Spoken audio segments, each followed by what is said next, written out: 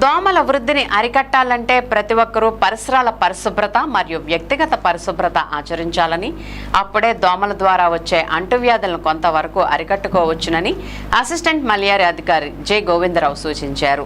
స్థానిక ఏలూరు రూరల్ మండలం చాటపర్రు ప్రాథమిక ఆరోగ్య కేంద్రం మల్కాపురం గ్రామంలో సీజనల్ వ్యాధులపై అక్కడ ప్రజలతో మాట్లాడుతూ వాతావరణంలో మార్పుల వలన జ్వరాలు మరియు ఇతర అంటువ్యాధులు ప్రబలే అవకాశం ఉందని, అపరిశుభ్ర పరిసరాల వలన దోమలు ఎక్కువగా వృద్ధి చెంది తద్వారా ప్రాణాంతక వ్యాధులైన డెంగ్యూ, మలేరియా, చికెన్ గున్యా మొదలగు వ్యాధులు సంభవించే అవకాశం ఉందని, దోమకాటు కంటికి కనిపించదు కానీ దాని ద్వారా ముప్పు చాలా ఉందని, కాబట్టి ప్రజలు దోమల నిర్మూలనలో భాగస్వాములు కావాలని, అప్పుడే దోమల ద్వారా వచ్చే వ్యాధులను అరికట్టుకోవచ్చునని సూచించారు.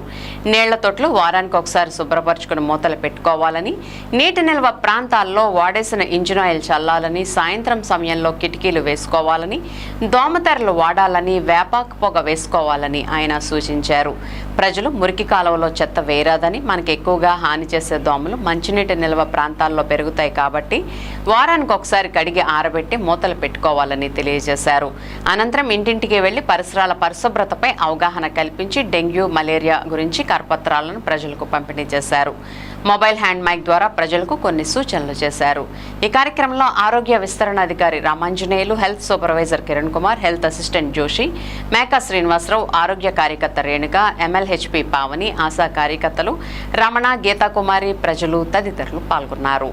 వర్షాకాలంలో ఎక్కువగా మనం బాధపడేది ఏంటంటే ఎక్కువ జ్వరాలు, టైఫాయిడ్ జ్వరం అనేది, అలాగే మిగతా జ్వరాలు, వైరల్ ఫీవర్స్ అనేవి, అడపదడప డెంగ్యూ జ్వరం కూడా వచ్చే అవకాశం ఉంది.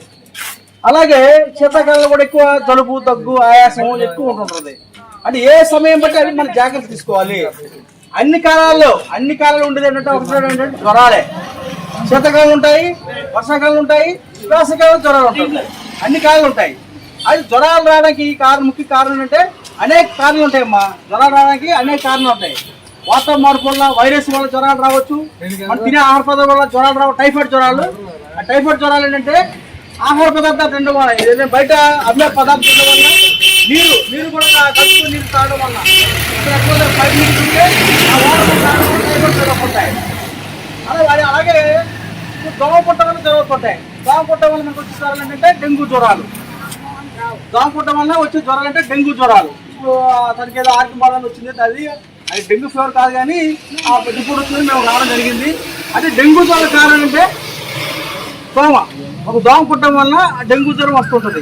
ఆ దోమ ఎక్కడ పెరుగుతుందంటే మీరు అనుకోవచ్చు, ఈ డ్రైన్లో తీయట్లేదు, ఈ డ్రైన్లో బాగా దోమ అనుకుంటుంది. దీనిలో పెరిగే దోమ వల్ల డెంగ్యూ జ్వరం రాదు. మన గృహాల్లో దాచుకునే నీళ్ళ వల్ల వస్తుంది, నీళ్ళలో పెరుగుతుంది. అంటే డెంగ్యూ దోమ మంచినీళ్ళలో పెరుగుతుందండి. అందువల్ల మా సిబ్బంది అందరూ కూడా మేము ఇంటికి వచ్చి అవన్నీ క్లియర్ చేయడం